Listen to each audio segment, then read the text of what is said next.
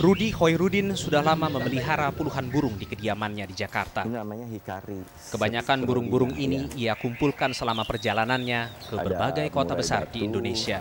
Ada kenari, itu ada anis merah, macam-macam.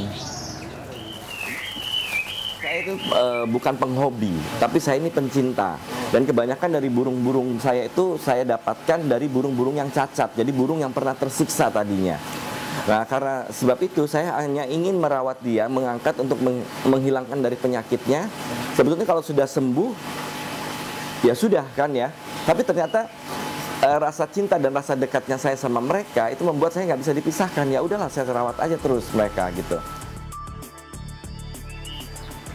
Nah, kalau dia malas itu bisa dipancing dengan sedikit disemprot seperti ini. Setiap pagi, Rudi mempersiapkan kebutuhan binatang peliharaannya. Ini cuma makanannya. Jadi beda-beda makanannya untuk ikan, untuk burung. Biasanya sih diracik sedikit gitu. Berbagai jenis makanan disiapkan untuk memenuhi kebutuhan mineral, protein, maupun karbohidrat mereka. Termasuk tentunya vitamin untuk menjaga kesehatannya. Ini tadi binatang yang sangat kasar, jahat, tukang gigit. Sekarang dia udah cantik. Karena ditangkapnya terlalu Rudi selalu menyempatkan diri bercengkerama dengan sejumlah burung peliharaannya. Ia mengaku tidak takut tertular virus flu burung karena tahun lalu Rudi telah memvaksin burungnya dengan vaksin virus flu burung. Kalau ini suka jealous, satu dipegang, satu marah. Ini juga cantik, ini juga bisa cium Bapak ya. Saya sebagai manusia atau sebagai masyarakat yang ada di endemi penyakit H5N1 atau yang disebut flu burung, sama dengan masyarakat lainnya. Ketakutan itu pasti ada ya. Tapi saya merasa merawat binatang saya dengan sehat. Tapi andai kata nih ya, tiba-tiba ngawur gitu, semua harus dimusnahkan ya, kita menyesal menjadi warga negara Indonesia. Karena apa?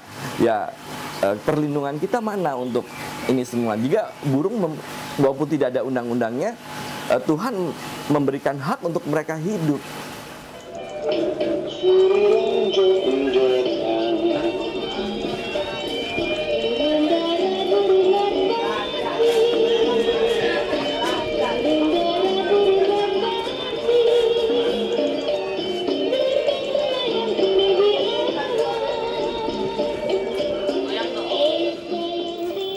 Hobi burung merupakan bagian dari kehidupan banyak orang di Indonesia.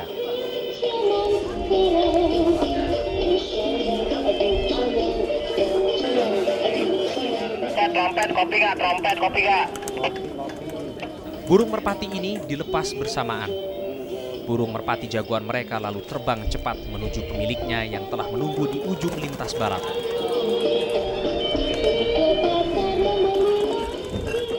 Burung yang hinggap di lengan pemiliknya lebih dulu akan menjadi pemenangnya.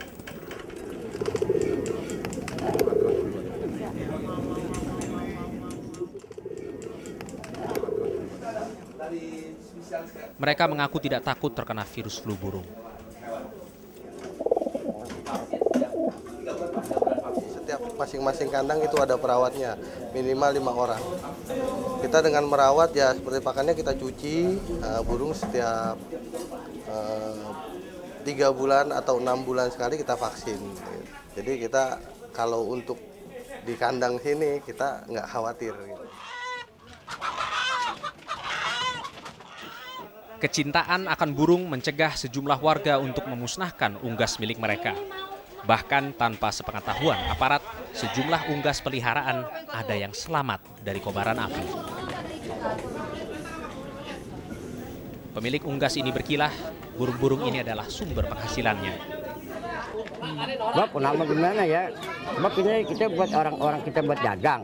Sekarang kalau kata dibakar, penghasilan kita dari mana? Terus binatang itu dibakar-bakar gimana? Saya bingung.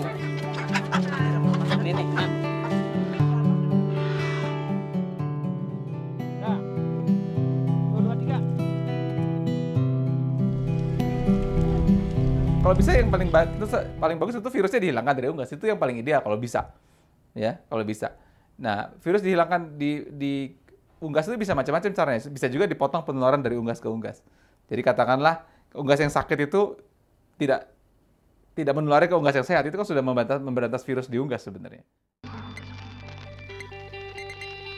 Ketika virus flu burung atau H5N1 masuk ke tubuh unggas, virus ini akan mencoba berkembang biak. Virus ini kemudian melekat pada sel paru-paru bagian bawah unggas.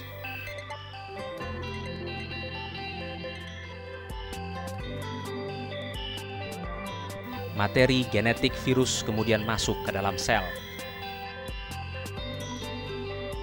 Dari sini virus berkembang biak dan mematikan sel.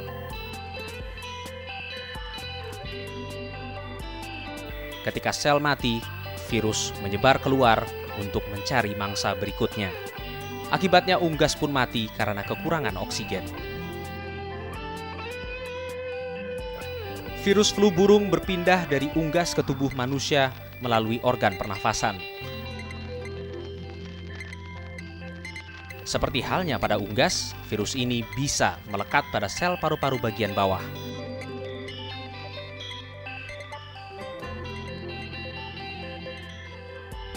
Karena protein pada permukaan sel paru-paru bawah manusia mirip dengan unggas.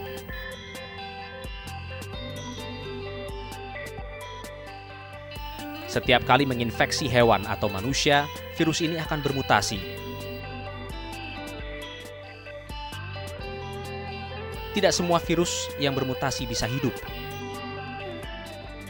Namun, semakin banyak sel yang terinfeksi, semakin banyak virus yang telah bermutasi bisa hidup. Jika virus ini mengalami mutasi lebih jauh, virus bisa memiliki kemampuan untuk menular dari manusia ke manusia. Nah, jadi begini, jadi sekarang ini kan yang dikhawatirkan adalah kemungkinan terjadi pandemi.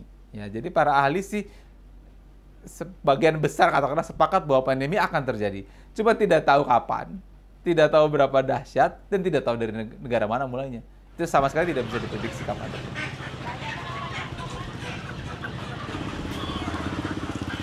Wilayah penyebaran semakin meluas ketika unggas melintas batas wilayah. Unggas peternak melintas wilayah saat akan dijual ke pasar. Di Indonesia ada sekitar 30 juta peternakan.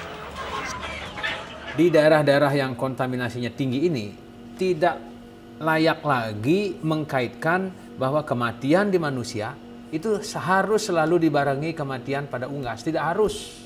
Karena apa?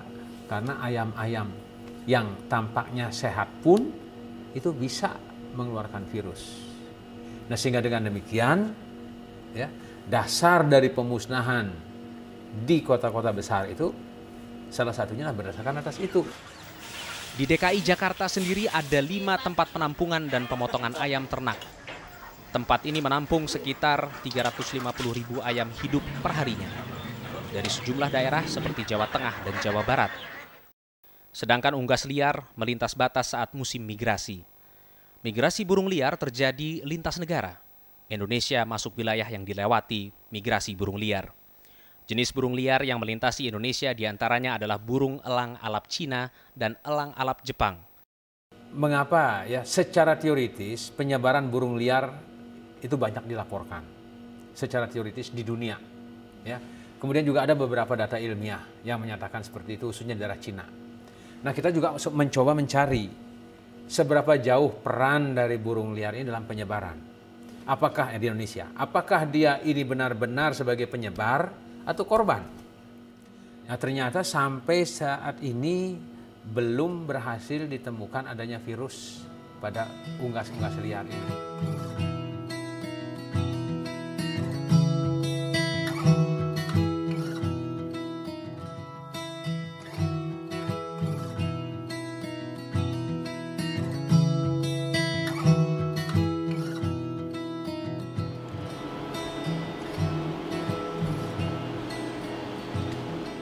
Upaya penelitian virus flu burung terus dilakukan di Indonesia.